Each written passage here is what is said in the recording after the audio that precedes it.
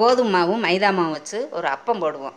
அது எப்படின்னா, கோதுமை மாவு 1 கப் எடுத்திருக்கேன், மைதா 1/2 கப்பு, 1 ஸ்பூன் ரவை எடுத்திருக்கேன், ஒரு வாழைப்பழத்தை மிக்சியில் போட்டு அரைச்சி வச்சுருக்கேன், 5 ஏலக்காய் 5, வெல்லத்தை தட்டி காய்ச்சி அடுப்பில் வச்சு காய்ச்சி அதை வடிகட்டி வச்சுருக்கேன், வெள்ளைப்பாகு எடுத்து வச்சுருக்கேன், கொஞ்சம் வாட்ரு, இது சோடா உப்பு போட்டுக்கோங்க. கொஞ்சம் கோதுமாவை பவுலில் போட்டுக்கோங்க, மைதா போட்டுக்குருவோம், ரவை, ஏலக்காய் பவுடர் 1 2 பொடிச்சு வச்சுருக்கேன், கொஞ்சோண்டு சோடா உப்பு போதும், ரொம்ப வேண்டாம். அதுக்கு அடுத்து பேஸ்ட் பண்ணி வச்சுருக்கேன் வாழைப்பழம் பேஸ்ட் போட்டுக்கோ.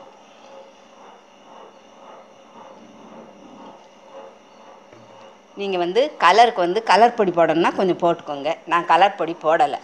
நீங்கள் போடுறதா இருந்தால் கலர் வேணும்னா போட்டுக்கோங்க. இப்போ வெள்ளைப்பாகு காய்ச்சி வச்சுருக்கோம்ல வடிகட்டி, அதை கொஞ்சம் ஊற்றி பிசைஞ்சுக்கிறோம்.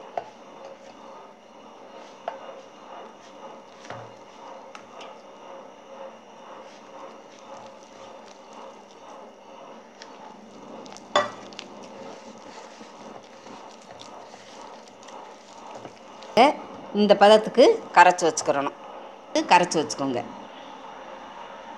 ஆயில் விட்டுக்குருவோம்.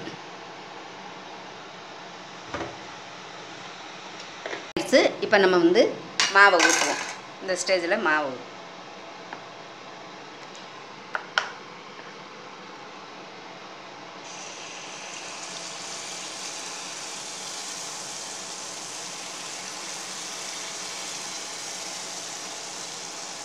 அகலமான பாத்திரமாங்காட்டி நான் 2 3 அப்பம் ஊற்றுறேன்.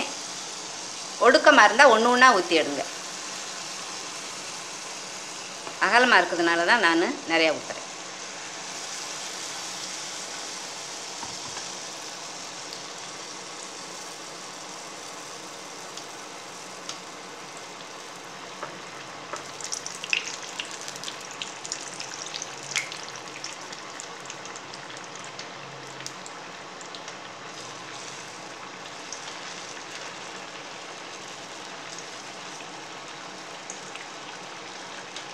நல்லா வெந்துக்கிட்டு இருக்கு. நம்ம இப்போ வீட்டில் உள்ள பெரியவங்களுக்கு ஆயிலில் போட்டு கொடுக்கக்கூடாது. அவங்களுக்கு ஆயில் சேராது, ரொம்ப சேர்க்கக்கூடாது. அதனால் நீங்கள் அப்படி இருக்கிறவங்களுக்கு பனியார் சட்டியில் கொஞ்சம் லைட்டாக எண்ணெய் தடவி, இதே மாதிரி பனியார் சட்டி இருக்கும் வீட்டில், எல்லார் வீட்லேயும் இதே மாதிரி பனியார் சட்டி இருக்கும். அந்த பனியார் சட்டியில் லைட்டாக எண்ணெய் தடவி இதே மாதிரி செய்து கொடுங்க, ஊற்றி கொடுங்க. ஸ்டேஜில் எடுத்து பாத்திரத்தில் போடுங்க.